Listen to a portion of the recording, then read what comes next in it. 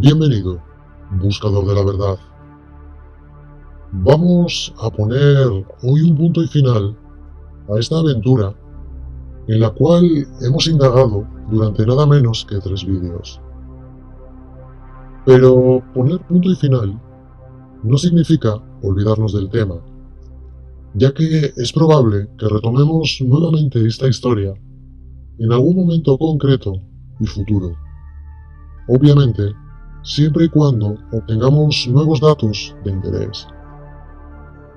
No solo descubriremos el final de esta historia, sino que indagaremos un poco más allá, poniendo al descubierto ciertos datos y descubrimientos que creo te pueden llegar a sorprender.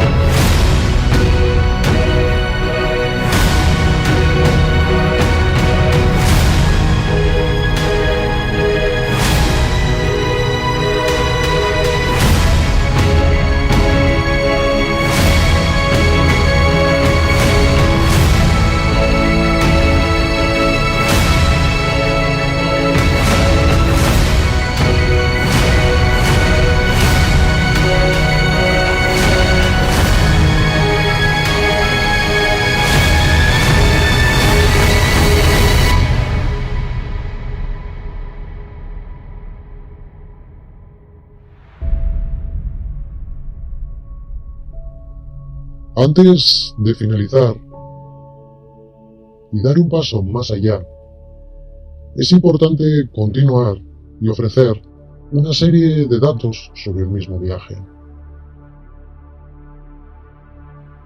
Datos todavía no aportados a esta saga.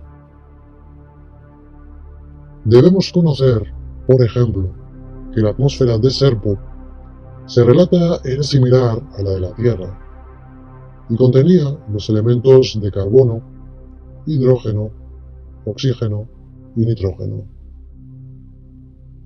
Cada uno de los miembros del equipo, una vez embarcados en la nave M, dice haberse sentido con frecuencia mareado, desorientado y describen sufrir ciertos dolores de cabeza. Curiosamente, dicen también, la nave no pasó por ningún tipo de ingravidez durante el viaje.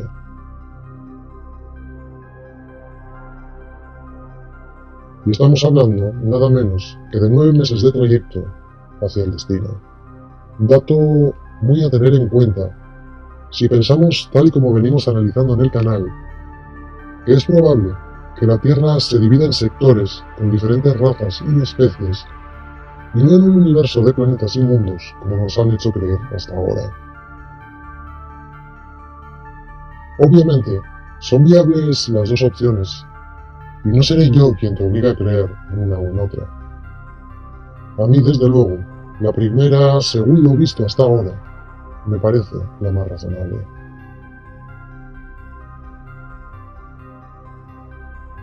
La nave está descrita como enorme, grande, y permitió que el equipo hiciera cierto ejercicio para mantenerse en forma durante ese tiempo.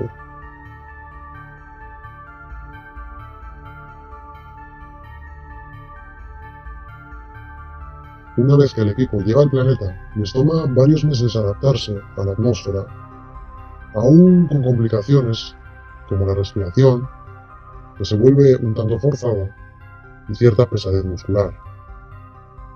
Durante el periodo de ajuste, sufrieron una serie de dolores de cabeza, mareos, desorientación, mismos síntomas que ya percibieron durante el viaje de ida. Pero este no sería el único problema. Quizá lo más complicado de asumir y aceptar fueron los dos brillantes soles del planeta Eve. A pesar de portar gafas de sol, sufrían por la misma luz brillante y por el peligro de exposición al sol que podía provocarles ciertas quemaduras durante largos periodos de tiempo. Los niveles de radiación del planeta eran un poco más altos que los de la Tierra, por lo que tenían cuidado de cubrir sus cuerpos en todo momento para sentirse protegidos.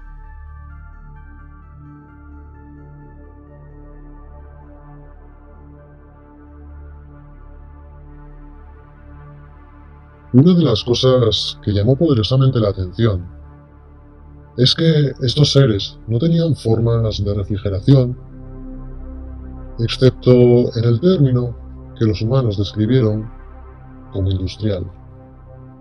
Y todo ello a pesar de las altísimas temperaturas que se encontraban en el lugar. Había nubes y lluvia, pero no eran para nada frecuentes. Recordamos, si estuvimos atentos al vídeo anterior, a la parte 2, que llega un punto en el que los humanos son trasladados de aquel lugar a un ambiente, por decirlo de alguna manera, más normal y que ofrece una fácil existencia para el ser humano. Concretamente, aparece descrito como el hemisferio norte de Serpo. La temperatura bajó allí a una media de entre 55 y 80 grados Fahrenheit. En ese lugar, los serpes vivían en aldeas mucho más pequeñas y los humanos se transportaban mediante una especie de helicóptero. Como ya recordamos, no se les tenía ningún tipo de prohibición ni censura.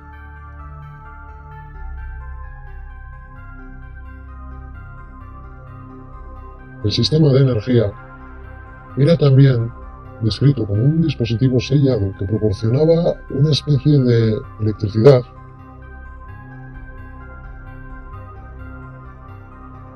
Decían que fue muy fácil volar y que los pilotos aprendieron el sistema en cuestión de días.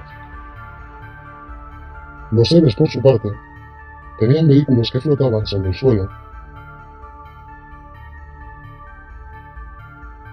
Había líderes en Serpo, pero no existía una forma real de gobierno. Prácticamente tampoco existía el crimen, y el ejército actuaba como una especie de fuerza policial, que apenas se involucraba, ya que el orden en el lugar era prácticamente perfecto y innecesario cualquier tipo de actuación. No sé a vosotros, pero de ser todo esto cierto, a mí me dicen mucho. Hablamos que al igual que en la Tierra existe un gobierno que domina todo, y en algún punto de este relato se describe además a los seres, por llamarlos de alguna manera, a los seres ciudadanos, con un tono de piel más claro, a la vez que más bajitos.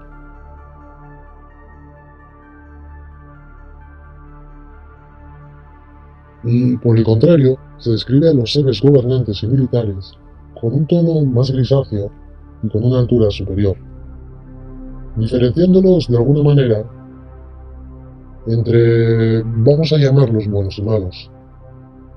Prácticamente me da a entender que estos seres, al igual que nosotros, tienen una especie de gobierno controlador y que este mismo gobierno podría haberse replicado en la Tierra de manera similar, ya que a simple vista encuentro muchas similitudes entre ambos mundos que llaman la atención. Y me vienen a la mente varios relatos leídos hace años, donde siempre se describen dos tipos de estos seres grises. Los buenos son los más claros y los más oscuros siempre tienen algún tipo de interés oculto. Significa, y tratando de cuadrar todo esto con nuestra historia, que nuestro gobierno terrestre en las sombras creó un pacto con estos seres oscuros. ¿Significa acaso que los seres más claros son los ciudadanos, y al igual que nosotros viven en parte en la ignorancia como seres benevolentes, positivos, o simplemente todo esto que vieron fue una especie de teatro montado para los humanos. Teniendo en cuenta que su tecnología es muy superior, pudo ser algún tipo de manipulación mental durante el trayecto. No se hace extraño. Son tan solo teorías, pero que creo es interesante podamos dudar acerca de ellas. Quizá nos manipularon a su antojo y nos ofrecieron lo que quisieron para simplemente evolucionar hacia donde ellos querían que fuésemos. Imagina por un instante que eres un navegante que llega a tierras desconocidas, donde la gente de allí no conoce nada más que su mundo natural, sus animales cazan para sobrevivir, y tú apareces allí con un barco, un espejo, una cámara de fotos y una botella de agua transparente. Si esa gente nunca ha visto esos artilugios, es probable que se sorprendan al verlos. Por ejemplo, imagina ver la cara reflejada de esa persona en un cristal. Imagina ahora su reacción, o al ver el agua flotar dentro de un cubículo transparente. ¿Crees que esa gente no se aterrorizaría o te vería como un supuesto dios? Incluso estoy más que convencido que podrías engañarles con cambiar sus tesoros más valiosos y preciados por una simple botella de agua. ¿Qué nos dice que los grises no hicieron lo mismo con nosotros?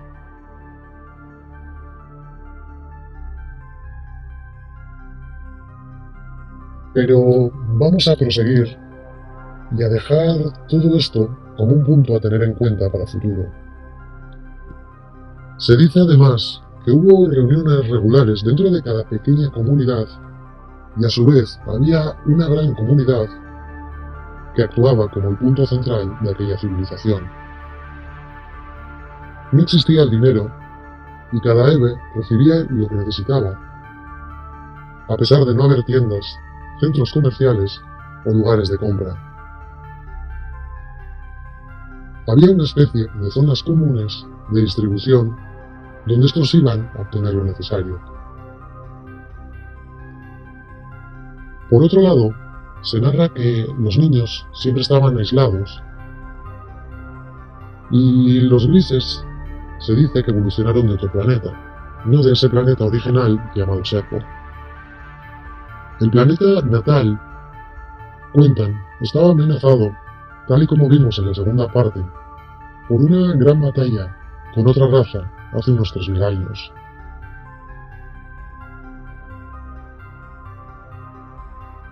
Los Eves perderían en esta guerra, y desde entonces nunca más volverían a batallar.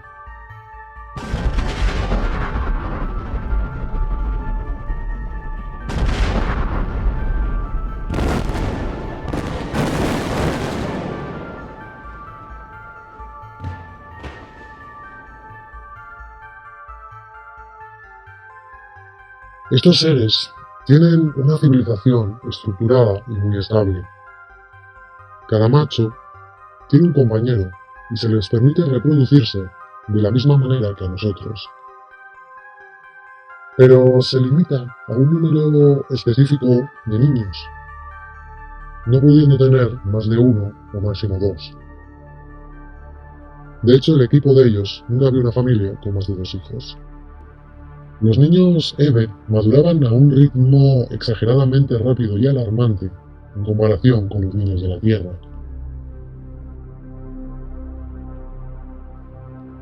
La civilización Eve estaba tan estructurada que planeaban el nacimiento de todos y cada uno de ellos, separándolos después para permitir la agrupación social adecuada de la civilización.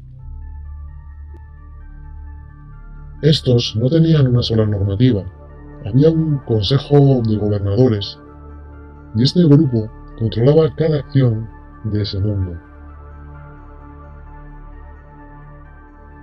Los miembros del consejo parecían ser los más antiguos de cada civilización, aunque los humanos fueron incapaces, según Nagon, de diferenciar las edades o diferencias de edad, ya que no veían rasgos que pudieran definir el envejecimiento, ya que ni se arrugaban, ni se notaba absolutamente nada en sus rostros, en su piel ni en su cuerpo. Describen alrededor de 100 aldeas o lugares, pero estos seres solo utilizaban una pequeña porción de su planeta para vivir en él. Extrajeron minerales en áreas remotas y tenían una gran planta industrial en la parte sur del planeta, cerca de una especie de lago de agua. El equipo determinó que esta planta tenía algún tipo de operación hidroeléctrica, pero fue algo tan complejo y extraño para el equipo que jamás entendieron su funcionamiento.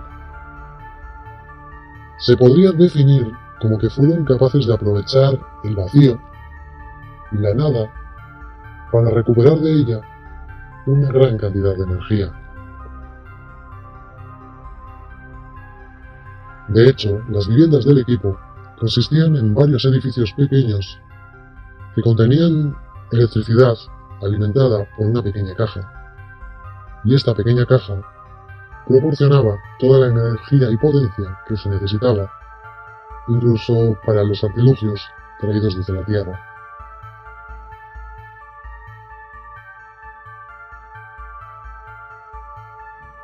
Los humanos llegaron a ver muertes de bebé, algunas por accidente y otras por causas naturales. Al igual que nosotros, enterraban los cuerpos, y adoraban además a un ser supremo. Parecía ser una especie de energía relacionada con el llamado universo.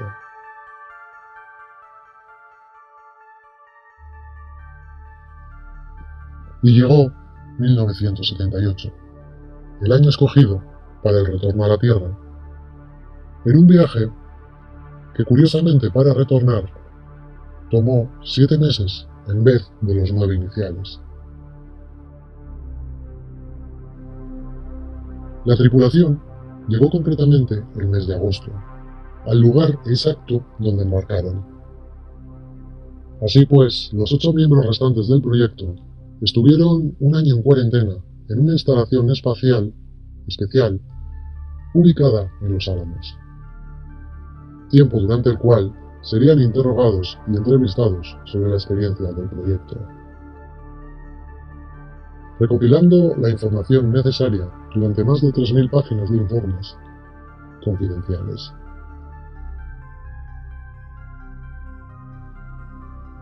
Y pasado este año de aislamiento y de reuniones, se les dio nuevas identidades,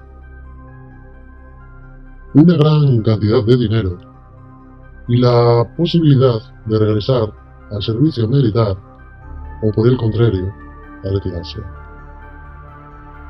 6 de ellos, obviamente, decidieron retirarse y 2 permanecieron en servicio activo.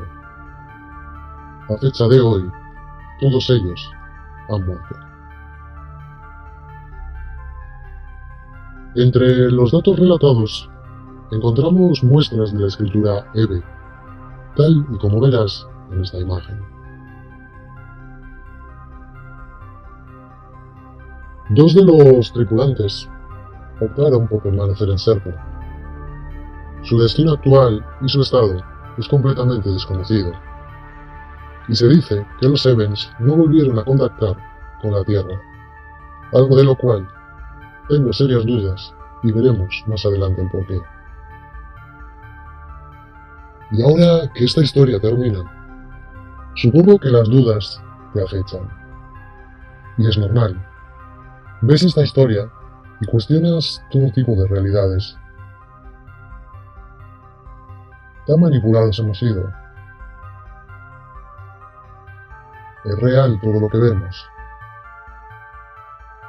Cierto o no, las evidencias existen.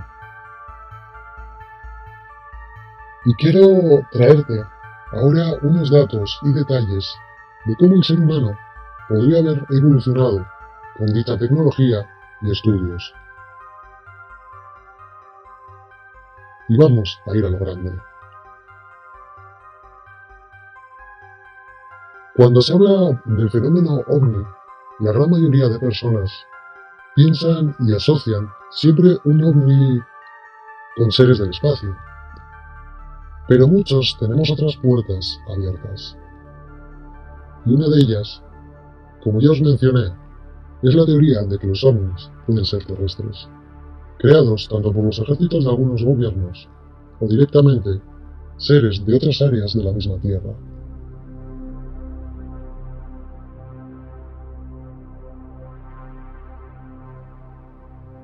Tras el contacto con estos seres, tal y como vimos en los vídeos acerca del Majestic 12 o el Tratado de Griada, y vamos a tratar de verificar todo esto, durante muchos años, ufólogos de varios países estuvieron informando sobre la posible construcción de estos objetos voladores no identificados por parte de los Estados Unidos en la década de los 50 y los 60. Ufólogos que fueron tildados de locos, aunque lo cierto es que desde 1970 hasta 1990, muchos de ellos pidieron información a los respectivos gobiernos estadounidenses sobre la construcción de aeronaves circulares por parte del ejército, y siempre recibieron negativas y risas de los medios de comunicación. Pues bien, tras todas estas declaraciones, filtradas del proyecto SERPO en 2004, se pudieron obtener patentes como esta. Leemos. Patente número US 2006-00145-019A1. Archivado diciembre 20 del 2004. Qué casualidad, ¿verdad? Después de salir todo el proyecto SERPO a la luz, coinciden años y fechas de publicación. Publicado en el registro, julio 6 del 2006. Inventor John Quincy St. Clair. Descripción. Una nave espacial que tiene un casco triangular con electro vertical. Cargas de línea estática en cada esquina que producen un horizontal campo eléctrico paralelo a los costados del casco. Este campo, interactuando con una onda plana emitida por antenas en el lado del casco, genera una fuerza por combinación de volumen, tanto ascensor como propulsión. Nave espacial triangular. Breve resumen de la invención. Esta invención es una nave espacial que tiene un triángulo casco con cargas de línea electrostática vertical en cada esquina. Las cargas de línea crean un campo eléctrico horizontal que, junto a una onda plana emitida por antenas en el costado del casco, genera una fuerza por volumen proporcionando un único combinado de elevación y propulsión. Antecedentes de la invención 002 con referencia a la figura 1. La nave espacial tiene un casco en la forma de un triángulo equilátero. Una antena parabólica, el punto E, es céntricamente ubicado en la parte inferior del casco. Una serie de las antenas de la ranura horizontal se encuentra a lo largo del costado del casco UNA. Cada esquina trasera FG tiene una placa conductora de esquina que se carga a un voltaje positivo V. El delantero, la esquina C, tiene una placa conductora cargada a un negativo voltaje negativo V. Un hemisferio de control del movimiento D se encuentra en la superficie inferior en cada una de las tres esquinas. 003 con referencias a la figura 2. Planos A, B se cruzan en origen O en un ángulo de apertura B. Cada plano XY es cargado en un voltaje V. El potencial en el punto P se determina en coordenadas polares, La ecuación de Laplace para el dB potencial en coordenadas polares viene dado por... Aquí tenemos algún código matemático que desconocemos. Y saltamos al paso 12, porque todo esto son códigos matemáticos que por mucho que miremos no vamos a conseguir solucionar ni entender. Y nos vamos al sumario de la invención 12. Esta invención es una nave espacial con un casco triangular habiendo cargado placas planas en las esquinas verticales de los traslados. Vale, nos viene a comentar un poco lo mismo.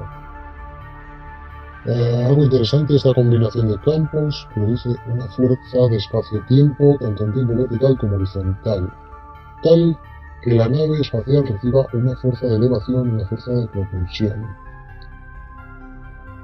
Pero claro, para todo esto, la tecnología debe haber evolucionado descaradamente.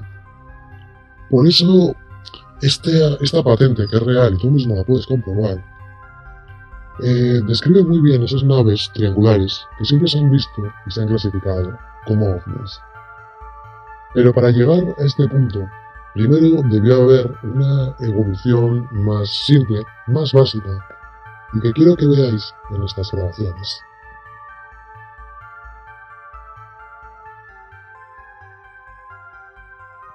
Además de esto que acabamos de ver, tenemos el proyecto 1794,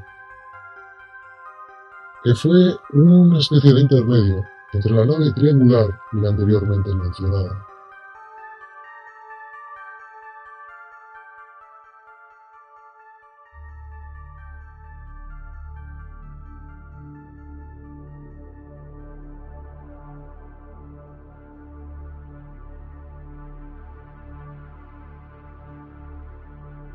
En la década de los 90 se desclasifican varios informes de las Fuerzas Aéreas de Estados Unidos, entre ellos un informe de la División Aeronáutica de la Fuerza Aérea estadounidense.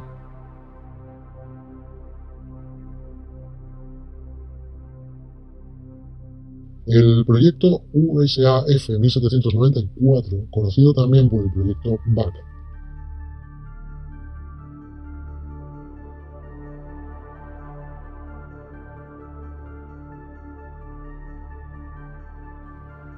Este proyecto comenzó a desarrollarse en 1954 en los despachos del Pentágono y fue encargado a la empresa canadiense Avro Aircraft.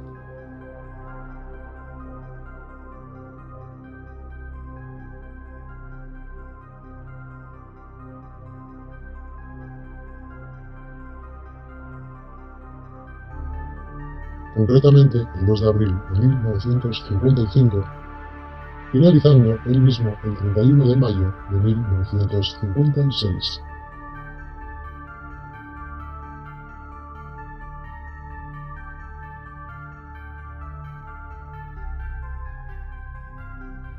Tenía como finalidad la construcción de varias aeronaves militares con forma circular, según consta en el proyecto de Avro.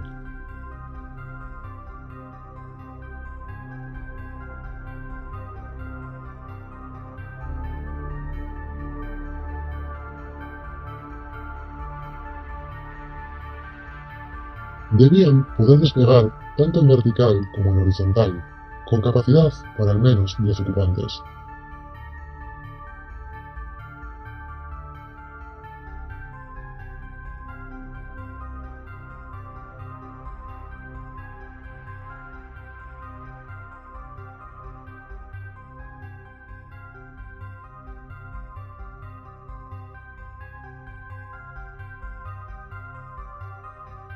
La velocidad máxima sería Mach 4, lo que equivale a unos 4.940 km por hora.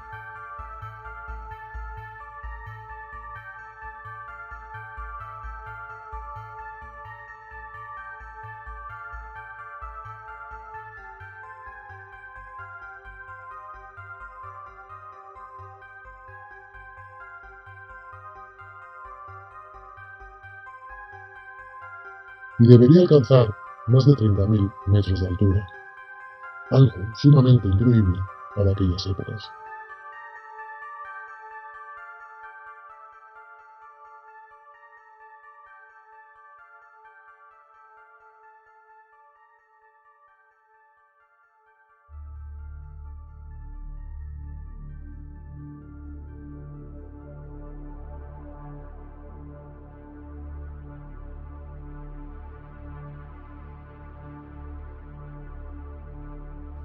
Pero de esto ya hablaremos más adelante. Espero, por lo tanto, que hayas disfrutado de esta aventura titulada Proyecto Serpo.